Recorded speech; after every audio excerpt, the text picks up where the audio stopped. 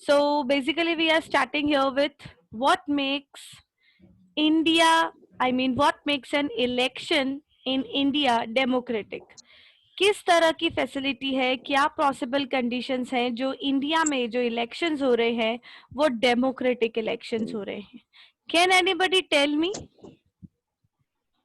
What makes elections in India democratic? Ma'am, It gives Yes. the person right to vote, and each vote has one value. Okay. If we get the right to vote, we alternatively get the right to equality. Very ma'am, good. Okay. Yes. the Ma'am, the democracy is a parties form of and government. One by one. ma'am, the One by ruling parties are changing. This one. Okay. can also be a thing. Okay. Yes.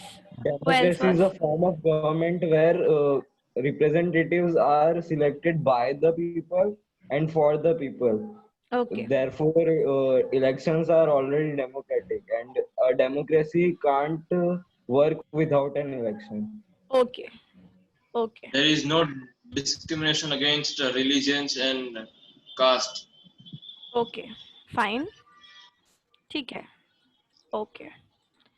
So basically before we start anything, तो सबसे पहले जब हम elections के बारे में जानते हैं, जब हम elections को देखते हैं, तो सबसे पहला पता है उस टाइम पे जब इलेक्शंस हो रहे होते तो न्यूज़पेपर में और सब जगह पे यही न्यूज़ आती है कि अनफेयर इलेक्शंस हुए, इस तरह से डमी नेम लेके इलेक्शंस किए गए.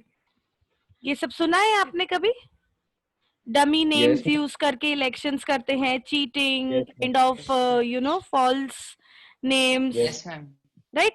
तो ये सारी चीजें भी होती हैं. सो दैट्स व्हाई हम लोग हमेशा ये प्रेफर करते हैं कि वोटर्स लिस्ट जैसी चीज में हमेशा हमारा फुल नेम होना चाहिए, right? Always there should be a full name जिसमें हमारे नाम के साथ हमारी surname and everything related to our initials should be there properly, right? इसके अलावा गवर्नमेंट फैसिलिटीज का भी काफी बार मिसयूज होता है रूलिंग पार्टीज की तरफ से, राइट? एक्सेसिव मनी यूज होता है by rich candidates, by right? Rich candidates जो होते हैं वो बहुत ज्यादा पैसा यूज करते हैं only for advertisement and just to promote their votes, right? In fact, rather than that, intimidation of voters and rigging on the polling day is also visible, right? उस दिन पे जो भी वोटर्स हैं, जो कैंडिडेट्स हैं, उनको देखा जाता है, उनको पाया जाता है कि वोटर्स के लिए वो लोग काफी सारा प्रेशराइज करते हैं that they have to vote them only, यही इनको हमको ही वोट करना पड़ेगा and this kind of things, right? Okay, so rather than that, here we will see when we talk about democratic elections. So in India basically elections जो है वो EC conduct करते हैं, that means election commission, right? This is an independent body of any government control, right? This is autonomous body which take decisions by their own, what they think are good for people. That kind of decisions are being taken by election commission, right? And they are independent of any government control, right? जो भी leader election commission का जो leader होता है, that means president of India जो है, वो appoint करता है चीफ इलेक्शन कमीशन को, सीईसी. जो हमारे प्रेसिडेंट हैं इंडिया के, वो इलेक्शन कमीशन के लीडर को सिलेक्ट करते हैं. And that CEC is neither answerable to the government nor to the president, right? Whatever decisions he feels to be taken care, whatever decisions he feel to enforce, he is ready and he is supposed to do that. There is no restriction by any governmental body to that particular chief. समझ में आई बेटा? ना ही वो government को answerable है, ना ही वो president को आंसरेबल है. Okay, even EC takes all decisions related to elections. कब रिजल्ट डिक्लेयर होंगे, राइट? इलेक्शन डेट्स कब होंगे, दूसरे जो भी रिजल्ट्स हैं इलेक्शन के रिलेटेड, जो भी छोटी से छोटी बात है, वो सारे डिसीजंस इलेक्शन कमीशन लेती है. ओके, ये नेक्स्ट आप देखो किस तरह से ये elections and voting and everything takes place. तो इलेक्शन कमीशन के पास इवन पावर भी होता है उन कैंडिडेट्स को पनिश करने के लिए, उन कैंडिडेट्स को पनिशमेंट देने के लिए जो कि वायोलेट करते हैं उनके कोड ऑफ कंडक्ट को। हमने कल देखा था कोड ऑफ कंडक्ट में that they can not give any kind of bribery, they cannot use violence, they cannot threaten the people, right? तो वो कोड ऑफ कंडक्ट में अगर कोई रूल्स ब्रेक करता है देन इलेक्शन कमीशन के पास राइट है उन कैंडिडेट्स को, नॉमिनेटेड कैंडिडेट्स को पनिशमेंट देने का, राइट? इवन ड्यूरिंग इलेक्शंस, जब इलेक्शंस हो रहे हैं at that time also election commission set some guidelines for the government, right? Some guidelines वो गवर्नमेंट के लिए भी करते हैं जिसकी वजह से गवर्नमेंट के पावर्स जो हैं वो मिसयूज ना किए जाएं for winning elections. Election commission जो है, चीफ जो है, इलेक्शन कमीशन के साथ मिलके ऐसे डिसीजंस भी लेता है जो गवर्नमेंट को भी फॉलो करने पड़ते हैं ताकि गवर्नमेंट जो है वो अपनी पार्टी को जिताने के लिए कोई अपने पावर्स का मिसयूज ना करे, राइट? समझ में आया बेटा? See here it is written about Election Commission of India. Here you can see this kind of committees are being set up for just taking decisions regarding to elections. Fine. Next you can see here is popular participation. यहाँ पे popular participation जैसी बात की गई है, that means how this becomes independent, right? How this becomes, election commission किस तरह से डिसीजंस में और अपने पॉलिसीज में एक्सपर्टाइज हो सकता है। See here you can see that जो वोटर्स होते हैं, राइट, उससे हमको पता चलता है कि कितने लोगों ने पार्टिसिपेट किया इलेक्शंस में। How many voters turn out for elections give us the idea of peoples participation in elections, right? And your comparison to North America and Europe is given to you, where the turnout has declined over the last 50 years, right? India के साथ कैसा condition है कि India में या तो वो turnout ratio इतना ही रहा है या तो बढ़ा है, डिक्रीज नहीं हुआ है। That's a kind of good thing for India, because जितना टर्नओवर रेशियो, जितना टर्नओवर मिलेगा हमको वोटर्स में से, उतना ही ज्यादा यूजफुल और वर्थ इलेक्शंस होंगे, राइट बेटा? Same way when we are comparing it with USA, जहां पे रिचर और वाइट पीपल सबसे ज्यादा वोट करते हैं, ठीक है, जबकि इंडिया में कंडीशन रिवर्स है। इंडिया में गरीब लोग जो हैं और अंडर प्रिविलेज्ड जो लोग हैं, इलिटरेट जो लोग हैं, वो लोग ज्यादा वोट करते हैं। इंडिया में the condition is reverse. India में people who are poor, who are underprivileged and who are illiterate, they used to vote more. They know the more importance of voting rather than educated, literate and rich class of people. उनको ये करने में I don't know what, but अच्छा नहीं, इधर कौन जाए, छुट्टी नहीं मिलती है, buck up man, right? This kind of things, this kind of excuses are usually there कि इतनी गर्मी में कौन जाएगा, छुट्टी कहाँ मिलती है जो वोटिंग में जाए, इतनी लंबी लाइन में खड़े रहना पड़ेगा। Man, it's your country, it's your decision, it's you getting the right to choose the leader, not anybody else.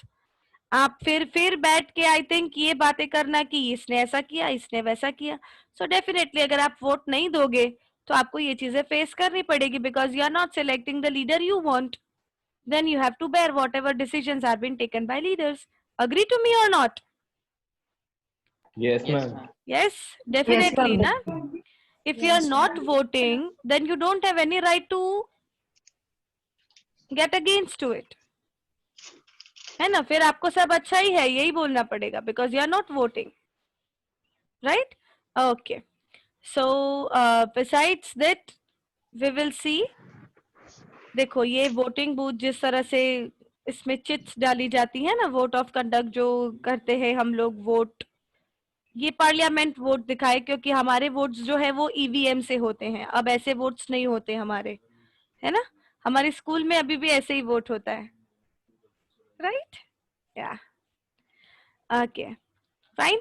Now, after having elections, after having results, after having everything, now we have to accept whatever outcome is there. जो भी हमारा outcome आता है, जो भी elections का outcome आता है, we have to accept that outcome, right? है कि नहीं? So, if elections are not fair, अगर इलेक्शंस अच्छे से नहीं हुए हैं, वो फेवरेबल रूलिंग पार्टी को फेवर कर रहे हैं, पावरफुल रूलिंग पार्टी को फेवर कर रहे हैं, रूलिंग पार्टीज जो हैं वो इलेक्शंस इंडिया में लूज करती हैं, both in states and national level, right? See, I will read it out once again for you. If elections are not free और not fair, it favors the powerful ruling party. Ruling parties lose elections in India routinely, both in state and national level, right? Then half of sitting MPs and MLAs जो elections lose करते हैं India में, इसका मतलब ये दिखता है कि इंडिया के वोटर्स जो हैं उनको बहुत अच्छे से पता है कि किस तरह से गवर्नमेंट फंक्शन करनी चाहिए, right? And they do not re-elect those representatives जो कि अपने प्रोमिसेस को फुलफिल करने में फेल हुए हैं, राइट? काफी बार जैसे हमारे यहाँ पे, अगर मैं आपको एग्जांपल दूं तो 2 मेन कॉमन पार्टीज हैं जो कि यूजुअली हम चर्चा में लेते हैं, that is Congress and BJP. Fine. तो अगर कांग्रेस और बीजेपी की बात है, तो अगर कांग्रेस जीत रही है तो डेफिनेटली बीजेपी हार रही है, और vice versa you can say कि अगर बीजेपी जीत रही है कांग्रेस हारी है.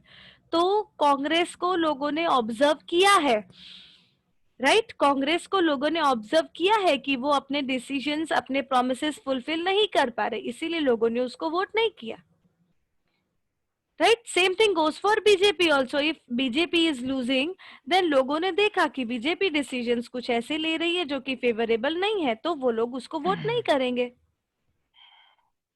फाइन. कि आउटकम्स की जब हम बात कर रहे हैं, then we always know, in fact हमने ये सुना भी होगा काफी बार, this picture also tells you that candidates with money and muscle power often lose elections. जिनके पास मनी पावर भी है, मसल पावर भी है, फिर भी उनको इलेक्शंस में जिताया नहीं जाता, बिकॉज वी नो हमारे यहाँ की पब्लिक जो है वो स्मार्ट है, उसको पता है किसको वोट करना है, चाहे वो कितना भी ब्रेबरी दे दे, चाहे वो कितना भी मसल पावर यूज कर ले, वोटिंग करने के टाइम तो कोई साथ में नहीं आएगा ना हमारे, राइट? सो वोटिंग करने के टाइम तो it's our independent decisions what we have to take. तुम कितना भी कुछ भी कर लो, ये डिसीजंस तो हम हमारे ही लेंगे. That much smart people we have, right? That they know कि उनको किसको वोट करना है, किसको सेलेक्ट करना है. ओके. एंड जो भी आउटकम होता है इलेक्शंस का, that is normally to be accepted by the defeated party. जो पार्टी हार गई है उसको ये आउटकम एक्सेप्ट करना ही पड़ता है एज अ पीपल्स वर्डिक्ट, कि ये जनता का डिसीजन है. So they can't oppose that decision, because right to vote में जनता का डिसीजन ही मायने रखता है, जनता की चॉइस ही मायने रखती है, right? So that's why people's verdict को कंसिडर करते हुए defeated party has to accept that they are been losing the party, or they have lost elections, they have won elections, whatever that party has gone through by losing or winning, they have to accept that as people's verdict, right? यहाँ पे भी आप देख सकते हो कि उसके पास कितना भी मसल पावर है या कुछ भी है, बट वो चलने वाला नहीं है. Fine. After this we will see the very important topic, challenges to free and fair elections. See, ये सब चीजें हमने देखी about free and fair elections, पर क्या लगता है आपको, क्या ये इतना आसानी से हो सकता है कि लोग muscle power, money power use ना करके और इलेक्शंस को कंसिडर करेंगे? What do you think? Is it so easily? Is it at ease कि हाँ ठीक है हमने सोचा उस तरह से होगा? Is it so? कभी नहीं होता, हमेशा No. करप्शन होता ही है. No, no. Yes, kind of corruption is always there, kind of challenges are always there. Every 5 elections में आप देखते हो, I must tell you this, or you might have observed कि every 5 elections जो होते हैं तो always the parties, the political parties who are there for having votes, वो हमेशा अपनी एडवर्टाइजमेंट में बिग कमिटमेंट्स करती हैं just to motivate the society कि वो उनको ट्रस्ट दिला सके और उनको ये भरोसा दिला सके कि they will work for them, they can vote, they will do this, ये वो this that, many kind of promises and big commitments are there, right? Okay, let's go to the challenging points जहाँ पे fair elections के लेके क्या challenges face करने पड़ते हैं वो चीजें हम देखते हैं, right? So when we talk about challenges, तो जिनके पास एक्सेसिव मनी है, जिन कैंडिडेट्स के पास, वो लोग बहुत ही ज्यादा अनफेयर प्रैक्टिसेस एंजॉय करते हैं बिकॉज वो लोग कैंडिडेट्स को जितनी चाहिए उतनी ज्यादा लालच देके छोटी छोटी पार्टीज को खरीद लेते हैं, अपने अंडर कर लेते हैं एंड वो लोग उनको बेनिफिट्स प्रोवाइड करके और वोट्स उनके नाम पे कर लेते हैं, right? When we talk about this, candidates जिनके क्रिमिनल रिकॉर्ड्स हैं, राइट, वो आगे नहीं खड़े रहते इलेक्शंस में, वो किसी और को स्टैंड बाय रखते हैं इलेक्शंस में और पीछे से अपने आइडियाज और अपने सारी पॉलिसीज को प्रमोट करते हैं क्योंकि क्रिमिनल बैकग्राउंड है उनका, तो वो इलेक्शंस में नहीं आ सकते, वो नॉमिनेट नहीं हो सकते कैंडिडेट्स के लिस्ट में, ठीक है? तो वो लोग क्या करते हैं, वो लोग नहीं खड़े रहते इलेक्शंस में, लेकिन वो लोग पीछे कैंडिडेट को रूल करने के लिए, जैसे अगर मैं आपको याद कराऊं तो पता है मनमोहन सिंह का था सोनिया गांधी के टाइम, सोनिया गांधी नहीं रूल कर पा रही थी तो उन्होंने मनमोहन सिंह को आगे एज अ बॉडी रखा, लेकिन पीछे से सारे rules and regulations Sonia Gandhi guide कर रही थी मनमोहन सिंह को, like that, okay? And they remove from the electoral race by using coercion, right? फिर वो अपने बेनिफिट्स उठा के उस लोगों के और वो लोग उस रेस में घुस जाते हैं. कुछ पॉलिटिकल पार्टीज ऐसी हैं जो कि फैमिलीज को डोमिनेट करती हैं, or dominated by families, right? जो कि टिकट्स को डिस्ट्रीब्यूट करना सिर्फ उनके रिलेटिव्स और फैमिली में ही देना जरूरी समझते हैं. कुछ they don't see whoever is deserving और नॉट, वो लोग क्या करते हैं कि अपने फैमिलीज, फ्रेंड्स, रिलेटिव्स में ही वो टिकट्स डिस्ट्रीब्यूट करके and simply they create their familiar and comfort zone around them, right? They don't check whether they are deserving or not. उनको डिजर्वनेस से डिजर्विंग है कि नहीं उससे कोई फर्क पड़ता नहीं है, ठीक है? छोटी छोटी पार्टीज जो होती हैं, small parties, they are usually affected, they usually suffer with huge setbacks as compare to big parties, क्योंकि उनको पीछे सपोर्ट कहीं ना कहीं चाहिए होता है क्योंकि उनके पास इतना ज्यादा कैश या उनके पास इतना ज्यादा नहीं होता है कि वो सारी चीजों को फुलफिल कर सके. सो that's why they need setbacks, right? जो कि रिच पार्टीज को नहीं चाहिए होते, बिग पार्टीज को नहीं चाहिए होते, because they already have that. Okay, so because of above reasons काफी ऑर्गेनाइजेशंस जो है, many organisations and many activist, they have been demanding a reformed electoral system, ठीक है? ये अबव चैलेंजिंग रीजंस की वजह से काफी ऑर्गेनाइजेशंस और काफी एक्टिविस्ट ऐसे हैं जो कि एक अच्छा, फेयर और ऐसा स्ट्रक्चर मांगते हैं इलेक्टोरल सिस्टम का जहां पे इक्वालिटी हमको दिखे, ठीक है? That's why they want that the electoral system should be reformed with basic changes, right? That's all we completed with the chapter, okay? And I must say that please start completing the notes. By Monday you have to submit the question answers of this chapter in Google Classroom, ठीक है? And basically in next lecture we will be continuing with economics, ये हमने civics किया ना, अब हम economics का chapter लेंगे, ठीक है।